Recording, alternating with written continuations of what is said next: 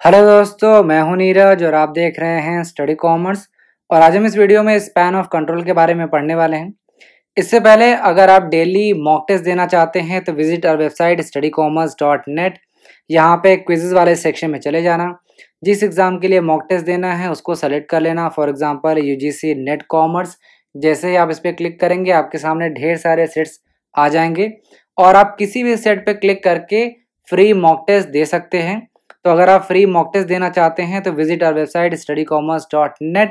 Website का link आपको description में भी मिल जाएगा। आगे बढ़ने से पहले आप सभी के लिए क्वेश्चन। आपको बताना है कि स्पैन ऑफ मैनेजमेंट का मतलब क्या होता है। आपके ऑप्शन है total number of subordinates working in an organization. Option B है total number of subordinates a superior can ideally manage. Option C है total number of subordinates a superior is really managing। Option D है total number of immediate subordinates a superior is really managing। Comment box में इस question को attempt करिएगा। Video के and में मैं आपको इस क्वेश्चन का आंसर प्रोवाइड कराऊंगा विथ प्रॉपर एक्सप्लेनेशन। सबसे पहले बेसिक्स जान लो। स्पैन ऑफ कंट्रोल को अलग अलग नामों से जानते हैं, जैसे span of management, span of supervision, span of authority या फिर स्पैन ऑफ मैनेजरियल रिस्पॉन्सिबिलिटी। आप किसी भी बुक में पढ़ रहे हो आपको स्पैन ऑफ कंट्रोल के जगह अलग अलग टर्म्स को यूज किया हुआ मिलेगा। जैसे स्पैन ऑफ कंट्रोल के जगह अधिकतर बुक्स में स्पैन ऑफ मैनेजमेंट दिया गया है, या फिर एग्जाम में भी आपको ये टर्म्स को चेंज करके क्वेश्चंस पूछ लिए जाते हैं। तो स्पैन ऑफ कंट्रोल को span of management, span of supervision, span of authority या स्पैन ऑफ मैनेजरियल रिस्पॉन्सिबिलिटी के नाम से भी जानते हैं। तो ये बेसिक चीज़ें आपको पता होना चाहिए। इस वीडियो में मैं आपको कहीं कहीं स्पैन ऑफ कंट्रोल बोलता हुआ नजर आऊँगा या फिर कहीं कहीं स्पैन ऑफ मैनेजमेंट बोलता हुआ नजर आऊँगा। तो दोनों शब्दों को एक दूसरे के जगह पे हम इस्तेमाल कर सकते हैं। इनफैक्ट ये चारों टर्म्स को इंटरचेंजेबली यूज़ किया जा सकता है। तो स्पैन ऑफ कंट्रोल के बारे में जानते हैं। जैसा कि आपको पता होगा कि हर ऑर्गेनाइजेशन में काम को करने के लिए अलग अलग डिपार्टमेंट्स को बना दिया जाता है, जैसे finance department, marketing department, HR department, research department. और हर डिपार्टमेंट को मैनेज करने के लिए एक मैनेजर को अपॉइंट कर दिया जाता है। तो हर मैनेजर को एक सर्टेन नंबर ऑफ सबऑर्डिनेट्स को सुपरवाइज करना होता है, डायरेक्टली मैनेज करना होता है इफेक्टिवली। ये चीज़ ध्यान रखिएगा। यानी कि हर एक मैनेजर जो होगा, जैसे फाइनेंस डिपार्टमेंट में हो गया या फिर एचआर डिपार्टमेंट में हो गया या फिर सेल्स डिपार्टमेंट है या मैन्युफैक्चरिंग डिपार्टमेंट में, जो भी मैनेजर होगा हर मैनेजर को एक सर्टेन नंबर ऑफ सबऑर्डिनेट्स को सुपरवाइज करना होता है, डायरेक्टली मैनेज करना होता है इफेक्टिवली। ठीक है, अच्छी तरीके से मैनेज करना होता है। फॉर एग्जाम्पल हम ये मान लेते हैं कि जो प्रोडक्शन डिपार्टमेंट में जो मैनेजर है वो 6 सबऑर्डिनेट्स को मैनेज कर रहा है इफेक्टिवली।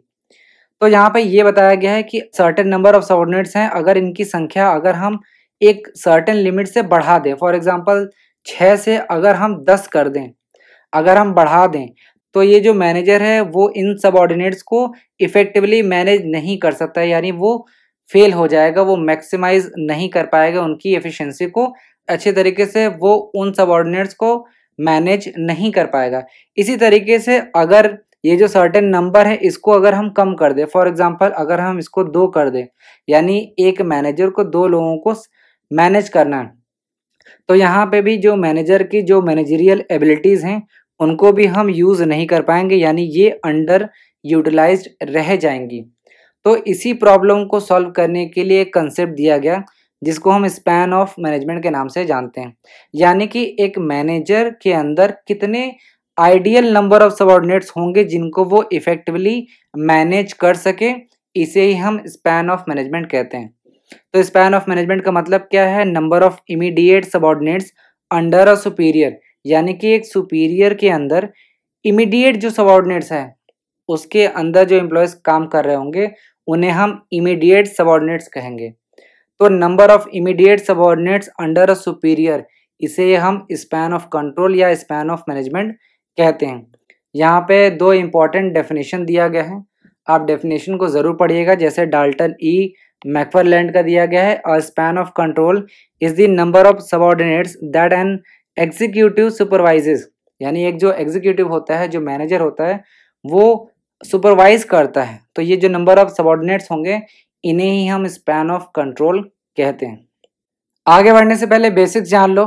मैंने अभी आपको बताया कि एक मैनेजर जो है वो अपने अंदर जिन एम्प्लॉयज़ को मैनेज करता है उन्हें हम सबऑर्डिनेट्स कहते हैं, और मैनेजर को हम क्या कहते हैं? सुपीरियर। ये चीज़ें पता होनी चाहिए आपको। मैनेजर को हम सुपीरियर कहते हैं, और वो जिन इमीडिएट एम्प्लॉयज़ को मैनेज कर रहा होता है उन्हें हम सबऑर्डिनेट कहते हैं। ठीक है, तो यहाँ पे मैनेजर कौन है? Mister x. मिस्टर एक्स जो है वो मैनेजर हैं, और यहाँ पे दो एम्प्लॉय हैं। आप देख लीजिए, दो एम्प्लॉय हैं, मिस्टर वाई और मिस्टर जेड। तो यहाँ पे जो एम्प्लॉय वाई और जेड हैं वो हैं सबऑर्डिनेट्स के रूल में। तो यहाँ पे जो स्पैन ऑफ कंट्रोल होगा या स्पैन ऑफ मैनेजमेंट होगा वो होगा 2, क्योंकि मिस्टर एक्स जो मैनेजर हैं वो 2 लोगों को मैनेज कर रहे हैं, 2 लोगों को सुपरवाइज कर रहे हैं। तो सिंपल मैंने अभी आपको बताया कि स्पैन ऑफ मैनेजमेंट का मतलब क्या होता है। Number of immediate subordinates a manager effectively manage. यानी कि स्पैन ऑफ मैनेजमेंट का मतलब है कि इमीडिएट जो सबऑर्डिनेट्स होते हैं जिनको एक सुपीरियर जो होता है वो इफेक्टिवली मैनेज करता है, इसे ही हम स्पैन ऑफ मैनेजमेंट या स्पैन ऑफ कंट्रोल कहते हैं। अब यहाँ पे आपके दिमाग में एक क्वेश्चन आना चाहिए कि why to study span of management, यानी हम स्पैन ऑफ मैनेजमेंट को पढ़ ही क्यों रहे हैं। देखिए, स्पैन ऑफ मैनेजमेंट का जो कंसेप्ट है वो हमें ये बताता है कि क्यों अलग अलग मैनेजर जो हैं वो डिफरेंट नंबर ऑफ सबऑर्डिनेट्स को, यहाँ पे ध्यान रखिएगा कि क्यों डिफरेंट मैनेजर जो हैं वो डिफरेंट नंबर ऑफ सबऑर्डिनेट्स को मैनेज करते हैं एक ऑर्गेनाइजेशन। जैसे आपने देखा होगा कि कोई मैनेजर जो है वो 10 लोग को मैनेज कर रहा है, 10 लोग को सुपरवाइज कर रहा है, और कुछ लोग जो हैं वो 20 लोग को सुपरवाइज कर रहे हैं। तो ऐसा क्यों हो रहा है, इसके पीछे जो रीज़न है वो क्या है, ये हमें स्पैन ऑफ मैनेजमेंट से पता चलता है। और इससे आपको ये भी पता चलता है कि स्पैन ऑफ मैनेजमेंट जो है वो एक डायनेमिक कंसेप्ट है। क्यों डायनेमिक कंसेप्ट है? क्योंकि एक मैनेजर हो सकता है 2 लोगों को मैनेज करे, दूसरा मैनेजर जो है हो सकता है 4 लोग को मैनेज करे, तीसरा मैनेजर जो है हो सकता है 10 लोग को मैनेज करे। तो ये स्टैटिक ना होकर डायनेमिक कंसेप्ट है, क्योंकि यहाँ पे डिफरेंट ऑर्गेनाइजेशन में डिफरेंट स्पैन ऑफ मैनेजमेंट किया जाता है। इवन सेम ऑर्गेनाइजेशन में अलग अलग डिपार्टमेंट में भी स्पैन ऑफ मैनेजमेंट आपको अलग अलग दिखेगा। इवन जो अलग अलग मैनेजर हैं यानी इंडिविजुअल टू इंडिविजुअल भी ये डिफर करता है, यानी अलग अलग मैनेजर भी अलग अलग स्पैन ऑफ मैनेजमेंट रखते हैं। अब यहाँ पे एक प्रॉब्लम आता है कि कैसे हम ये डिसाइड करेंगे कि स्पैन ऑफ मैनेजमेंट होगा कितना, यानी कि एक सुपीरियर जो है वो कितने सबऑर्डिनेट्स को मैनेज करेगा। तो यहाँ पे हम पढ़ेंगे determination of span of management. तो यहाँ पे 2 अप्रोच दिए गए हैं। फर्स्ट है क्लासिकल अप्रोच और सेकेंड है कंटिंजेंसी अप्रोच। क्लासिकल अप्रोच ये कहता है कि एक स्पेसिफिक नंबर होना चाहिए, यानी classical approach tells about a specific number. Classical approach हमें एक स्पेसिफिक नंबर के बारे में बताता है कि एक सुपीरियर को कितने सबऑर्डिनेट्स को मैनेज करना चाहिए। फॉर एग्जांपल 6, 8, 10, ये चीज़ें क्लासिकल अप्रोच बताता है। कंटिजेंसी अप्रोच जो है वो हमें एक स्पेसिफिक नंबर के बारे में नहीं बताता। कंटिजेंसी अप्रोच ये कहता है कि it is impractical to talk about a specific number. Contingency approach ये कहता है कि ये इम्प्रैक्टिकल है कि हम ये डिसाइड करें कि एक जो सुपीरियर है वो कितने सबऑर्डिनेट्स को सुपरवाइज करेगा। कंटिजेंसी अप्रोच ये बताता है कि बहुत सारे ऐसे फैक्टर्स हैं जो ये डिसाइड करेंगे कि एक सुपीरियर कितने सबऑर्डिनेट्स को मैनेज करेगा। एक एक करके देखते हैं। सबसे पहले बात करते हैं क्लासिकल अप्रोच की। तो जो क्लासिकल थिंकर हैं, जो ट्रेडिशनल थिंकर हैं, उन्होंने इस प्रॉब्लम को देखा और उन्होंने ये कहा कि इसका एक ये सॉल्यूशन हो सकता है कि एक स्पेसिफिक नंबर डिसाइड कर सकते हैं जिसके अंतर्गत एक सुपीरियर जो है सबऑर्डिनेट्स को मैनेज करेगा, जिसे हम आइडियल स्पैन ऑफ मैनेजमेंट कहते हैं। बहुत सारे लोगों ने प्रयास किया इसको बताने के लिए, हालांकि सभी लोगों में एक मत नहीं था, यानी सभी लोगों ने किसी एक स्पेसिफिक नंबर के बारे में बात नहीं किया है। जितने भी क्लासिकल थिंकर हैं, ट्रेडिशनल थिंकर्स हैं, उन्होंने अलग अलग समय पे अलग अलग नंबर बताया। जैसे 1920 में 1920 में सर हैमिल्टन ने, जो कि एक ब्रिटिश जनरल थे, उन्होंने अपने मिलिट्री ऑर्गेनाइजेशन और खुद के एक्सपीरियंस के बेसिस पे उन्होंने ये कहा कि एक जो एवरेज ह्यूमन ब्रेन है, एक एवरेज जो मैनेजर है, एक एवरेज जो सुपीरियर है, वो कम से कम 3 से 6 जो सबऑर्डिनेट्स हैं उनको सुपरवाइज कर सकता है इफेक्टिवली। तो यानी सर हैमिल्टन ने ये सजेशन दिया है कि 3 से 6 लोगों को एक सुपीरियर मैनेज कर सकता है। सर हैमिल्टन ने ये कहा कि एक सुपीरियर की जैसे जैसे रिस्पॉन्सिबिलिटी डिक्रीज होगी वैसे वैसे नंबर ऑफ जो सबऑर्डिनेट्स हैं उनको वो बढ़ा सकता है। और उन्होंने नॉन कमीशन्ड ऑफिसर के बारे में भी बोला, यानी एनसीओ के बारे में बोला कि एक एनसीओ जो है वो इफेक्टिवली 15 सोल्जर्स को कंट्रोल कर सकता है। 1920 में सर हैमिल्टन ने ये बोला कि एक सुपीरियर 3 से 6 सबऑर्डिनेट्स को इफेक्टिवली मैनेज कर सकता है। इसी तरीके से 1933 में वीए ग्रेकुनास, जो कि एक फ्रेंच मैनेजमेंट कंसल्टेंट थे, उन्होंने इस इशू को एड्रेस किया अपने famous article relationship in organisation में, जिसमें इन्होंने ये कहा कि अगर हमें स्पैन ऑफ मैनेजमेंट को डिटरमाइन करना है, यानी हमें ये पता करना है कि एक सुपीरियर कितने सबऑर्डिनेट्स को इफेक्टिवली मैनेज कर सकता है, तो उसके लिए हमें नंबर ऑफ रिलेशनशिप पे फोकस करना चाहिए, यानी हमें अटेंशन देना चाहिए नंबर ऑफ रिलेशनशिप के बारे में। और ये रिलेशनशिप किसके बीच में होगा?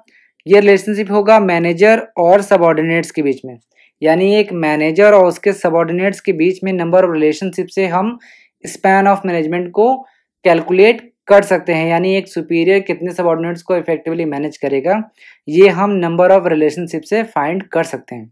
और इसीलिए इन्होंने स्पैन ऑफ मैनेजमेंट का एक फॉर्मूला दिया जो कि आपके सामने लिखा हुआ है, n ब्रैकेट में 2 की power n upon 2 plus n-1।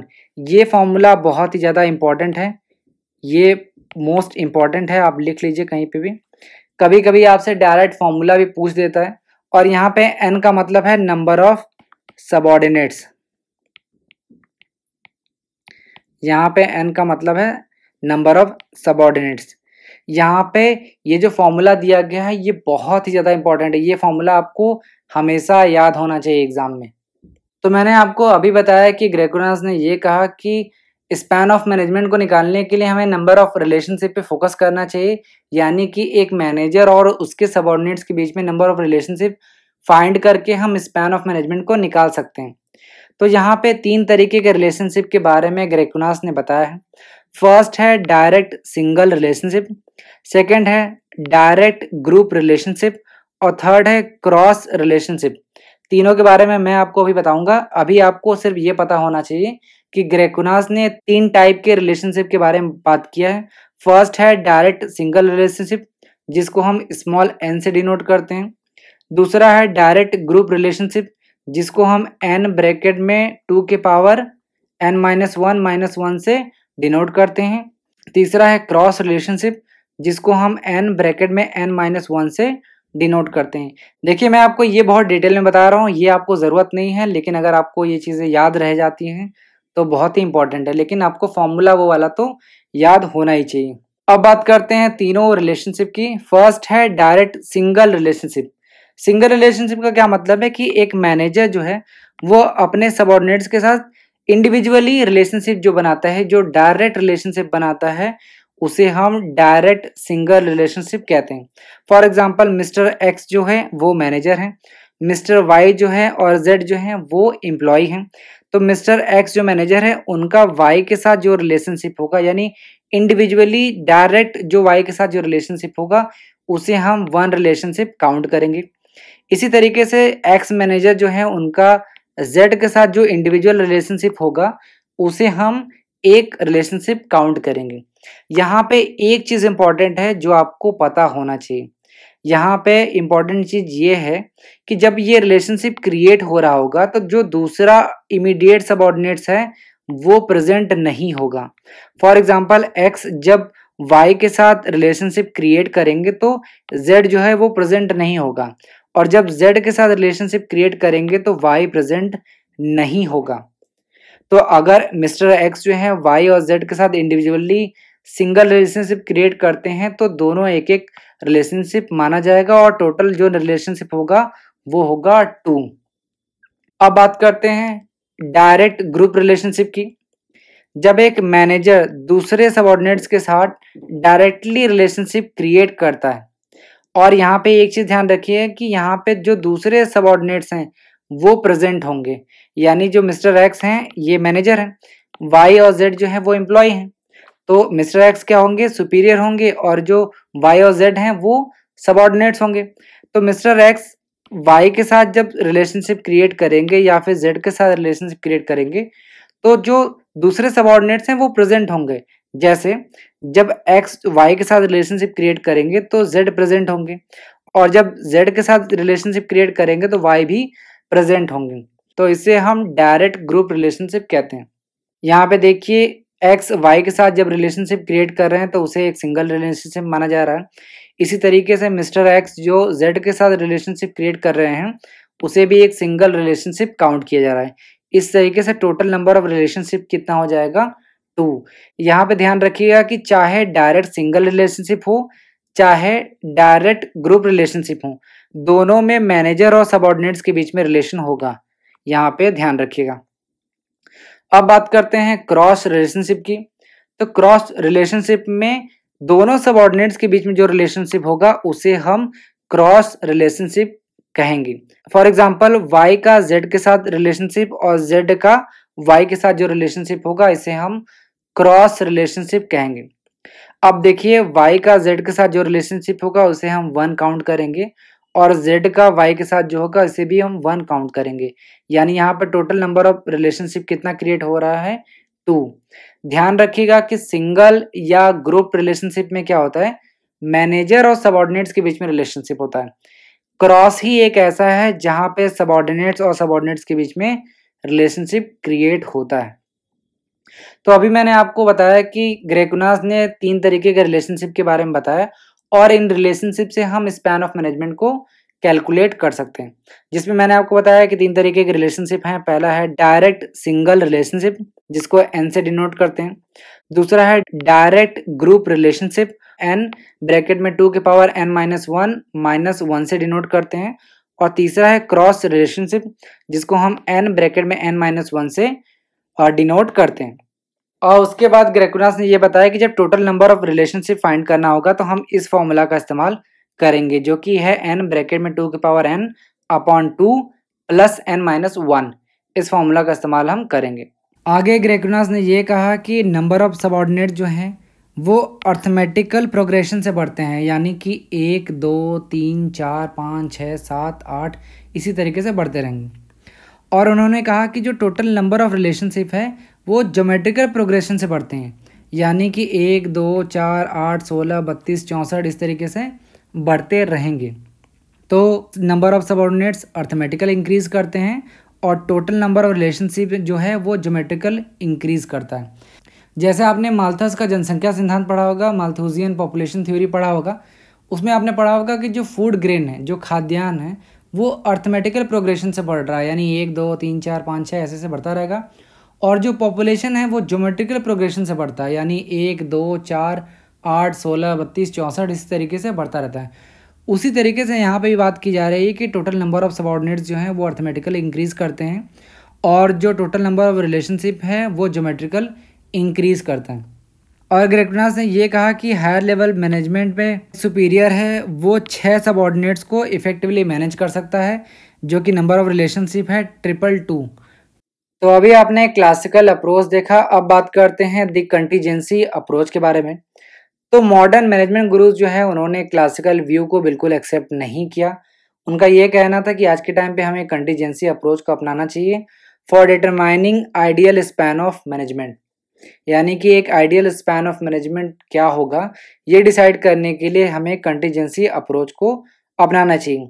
अब ये आइडियल स्पैन ऑफ मैनेजमेंट क्या होगा इसके बारे में इन्होंने ये कहा कि it is impractical to talk about a specific number of subordinates in all work setting, यानी इन्होंने ये कहा कि ये प्रैक्टिकल नहीं है कि हम कोई स्पेसिफिक नंबर दे दें। फॉर एग्जांपल आपने देखा कि 3 से 6 के बारे में बताया गया था सर हैमिल्टन द्वारा कि एक जो सुपीरियर है वो 3 से 6 सबऑर्डिनेट्स को इफेक्टिवली मैनेज कर सकता है, जबकि कंटीजेंसी अप्रोच एक कोई स्पेसिफिक नंबर के बारे में नहीं बताता है। क्यों नहीं बताता है? क्योंकि कंटीजेंसी अप्रोच ये कहता है कि ये नंबर कितना होगा ये बहुत सारे फैक्टर्स पे डिपेंड करता है, यानी बहुत सारे ऐसे फैक्टर्स हैं जो इन्फ्लुएंस करते हैं स्पैन ऑफ मैनेजमेंट को। अब देखिए स्पैन ऑफ मैनेजमेंट जो है वो नैरो भी हो सकता है, यानी छोटा हो सकता है, जैसे 3 से 6, यानी एक सुपीरियर 3 से 6 सबऑर्डिनेट्स को अगर मैनेज कर रहा है तो उसे हम नैरो कह सकते हैं। इसी तरीके से ये जो स्पैन ऑफ मैनेजमेंट है वो वाइड हो सकता है, जैसे 8 से 10। तो कंटीजेंसी अप्रोच ये कहता है कि बहुत सारे फैक्टर्स हैं जो स्पैन ऑफ मैनेजमेंट को इन्फ्लुएंस करते हैं और कंटीजेंसी इन्हीं फैक्टर्स के बारे में हमें बताता है, न कि स्पेसिफिक नंबर के बारे में। तो कौन कौन से फैक्टर्स हैं वो देख लेते हैं। फर्स्ट है कैपेसिटी ऑफ मैनेजर। अब ये कैपेसिटी ऑफ मैनेजर जो है वो ये बताएगा कि स्पैन ऑफ मैनेजमेंट कितना होगा। फॉर एग्जांपल अगर मान लेते हैं कि एक जो मैनेजर है वो मैच्योर है, एक्सपीरियंस्ड है, स्किलफुल है, तो ऑब्वियसली वो ज़्यादा लोगों को सुपरवाइज कर सकता है as compare to manager of lesser experience and expertise. Next factors की बात करते हैं कैपेसिटी ऑफ सबऑर्डिनेट्स। अब सबऑर्डिनेट्स जो हैं उनकी कैपेसिटी कैसी है। फॉर एग्जांपल मान लेते हैं कि जो सबऑर्डिनेट्स हैं वो नॉलेजेबल हैं, कॉम्पिटेंट हैं, वेल मोटिवेटेड हैं, वेल ट्रेंड हैं, तो उनको कम सुपरविजन की ज़रूरत पड़ेगी, यानी उन्हें लिटिल सुपरविजन की ज़रूरत पड़ेगी। और इस तरीके के सबऑर्डिनेट्स अगर ऑर्गेनाइजेशन में अवेलेबल हैं तो जो स्पैन ऑफ मैनेजमेंट है वो वाइड होगा। नेक्स्ट फैक्टर की बात करते हैं नेचर ऑफ वर्क। अब देखिए ऑर्गेनाइजेशन का जो काम है, जो वर्क है, वो भी डिपेंड करेगा कि स्पैन ऑफ मैनेजमेंट कैसा होगा। फॉर एग्जांपल हो सकता है ऑर्गेनाइजेशन में जो काम हो रहा है वो सिंपल हो सकता है या कॉम्प्लेक्स नेचर का भी हो सकता है। तो फॉर एग्जांपल अगर जो वर्क है वो सिंपल है, स्टैंडर्डाइज्ड है, स्टेबल है या रूटीन नेचर का है तो वहाँ पे सुपरविजन की ज़रूरत कम पड़ेगी और ऐसी स्थिति में जो स्पैन ऑफ मैनेजमेंट है वो लार्जर होगा। लेकिन अगर ऑर्गेनाइजेशन में जो वर्क हो रहा है वो कॉम्प्लेक्स हो या वेरिएबल हो या फिर हाईली इंटर रिलेटेड नेचर का हो तो वहाँ पे एक क्लोज सुपरविजन की ज़रूरत होगी, केयरफुल सुपरविजन की ज़रूरत होगी और ऐसे में स्पैन ऑफ मैनेजमेंट जो है वो नैरो होगा। नेक्स्ट फैक्टर की बात करते हैं। फोर्थ है डिग्री ऑफ डिसेंट्रलाइजेशन। डिसेंट्रलाइजेशन का मतलब है कि दूसरे लोगों को डिसीजन लेने की पावर हो, यानी आप बार बार आपके पास वो आए नहीं पूछने के लिए कि हमें परमिशन दे दो हम डिसीजन ले लें, यानी हम पावर को डिसेंट्रलाइज कर दे रहे हैं, दूसरे लोगों में भी बांट दे रहे हैं, वो डिसीजन खुद से ले सकते हैं। तो डिग्री ऑफ डिसेंट्रलाइजेशन का मतलब ये है कि अगर एक ऑर्गेनाइजेशन में हाई डिग्री ऑफ डिसेंट्रलाइजेशन है तो सबऑर्डिनेट्स को बार बार सुपीरियर को कांटेक्ट करने की ज़रूरत नहीं पड़ेगी, उनसे परमिशन लेने की ज़रूरत नहीं पड़ेगी और ऐसी स्थिति में स्पैन ऑफ मैनेजमेंट जो है वो ज़्यादा हो सकता है, लार्ज हो सकता है। नेक्स्ट है डिग्री ऑफ प्लानिंग। अब आप जानते हैं कि ऑर्गेनाइजेशन में organisational objective, policy, procedure, rules, method etcetera ये सारी चीज़ें प्लान की जाती हैं। तो अगर ये सारी चीज़ें यानी objective, policy, procedure, rules, method ये वेल डिज़ाइंड है, क्लियरली डिफाइंड है, तो सबऑर्डिनेट्स को बार बार पूछने की ज़रूरत नहीं होगी और ऑटोमेटिकली वो अपने आप काम करने लगेंगे। तो ऐसी स्थिति में जो स्पैन ऑफ मैनेजमेंट है वो वाइड हो सकता है। नेक्स्ट फैक्टर की बात करते हैं अवेलेबिलिटी ऑफ स्टाफ। अगर एक मैनेजर के पास स्पेशलाइज्ड स्टाफ है, यानी कि जो स्टाफ हैं वो स्पेशलाइज्ड हैं, काफ़ी परिपक्व हैं वो, तो ऐसी स्थिति में बार बार जो स्टाफ है उन्हें सुपीरियर के पास जाना नहीं पड़ेगा और सुपीरियर भी अपना काम जो है वो सबऑर्डिनेट्स को बांट सकता है, काम करने के लिए असाइन कर सकता है। तो ऐसी सिचुएशन में जो स्पैन ऑफ मैनेजमेंट है वो वाइड हो सकता है। नेक्स्ट फैक्टर की बात करते हैं seventh, time available for supervision. अब देखिए सुपरविजन के लिए जो सुपरवाइजर है उसके पास टाइम भी होना चाहिए। तो अगर एक मैनेजर के पास टाइम ही नहीं है, वो खुद में ही बिजी है, खुद के काम में बिजी है, तो वो सुपरविजन कैसे करेगा। ऐसे समय में स्पैन ऑफ मैनेजमेंट जो है वो नैरो होगा। नेक्स्ट है availability of advanced communication and control means, यानी कि जब एक ऑर्गेनाइजेशन में जो एडवांस कम्युनिकेशन और कंट्रोल के जो साधन हैं वो अवेलेबल हैं, वो उपलब्ध हैं, तो ऐसी स्थिति में जो सुपरवाइज़र होगा वो आसानी से कम्युनिकेट कर सकता है और ऐसी स्थिति में जो स्पैन ऑफ मैनेजमेंट है वो लार्ज होगा, वाइड होगा। लास्ट फैक्टर की बात करते हैं pace of changes in organisation. अगर एक ऑर्गेनाइजेशन में जो चेंजेस हैं वो फ्रिक्वेंट हो रहे हैं, बार बार हो रहे हैं, तो ऐसे में बार बार मीटिंग बुलानी पड़ेगी। मीटिंग किसके बीच में? सुपीरियर और सबॉर्डिनेट्स के बीच में। तो बार बार मीटिंग बुलाने से आप ज़्यादा लोगों को सुपरवाइज नहीं कर सकते, यानी यहाँ पे नैरो होगा स्पैन ऑफ मैनेजमेंट। दूसरी तरफ अगर मान लेते हैं कि जो पेस ऑफ चेंजेस हैं वो बहुत कम है, यानी ट्रेडिशनल या नॉन चेंजिंग ऑर्गेनाइजेशन है, तो वहाँ पे स्पैन ऑफ मैनेजमेंट जो है वो वाइड होगा। आप कंटीजेंसी अप्रोच में सिर्फ ये याद रखिएगा कि जहाँ पे एक स्पेसिफिक नंबर की बात नहीं कही गई है, यहाँ पे उन सारे फैक्टर्स के बारे में बात की गई है जो कि स्पैन ऑफ मैनेजमेंट को इन्फ्लुएंस करते हैं। अब वापस से क्वेश्चन पे आते हैं। मैंने आपसे पूछा था कि स्पैन ऑफ मैनेजमेंट का क्या मतलब है। तो स्पैन ऑफ मैनेजमेंट का मतलब है कि total number of immediate subordinates a superior is really managing, यानी कि एक सुपीरियर के ठीक नीचे जो इमीडिएट सबऑर्डिनेट्स हैं, जो एम्प्लॉय हैं जिनको वो सुपरवाइज कर रहा है, मैनेज कर रहा है, उनकी जो संख्या है, मान लीजिए एक सुपीरियर है वो 4 लोग को मैनेज कर रहा है, 4 एम्प्लॉयज़ को मैनेज कर रहा है, तो जो 4 लोग होंगे वो इमीडिएट सबऑर्डिनेट्स होंगे। और ये जो total number of immediate subordinates हैं जिन्हें एक सुपीरियर मैनेज करता है, उसे ही हम स्पैन ऑफ मैनेजमेंट कहते हैं। तो करेक्ट आंसर हो जाएगा डी। तो ये था स्पैन ऑफ कंट्रोल। उम्मीद है आपको पसंद आया होगा। Thank you.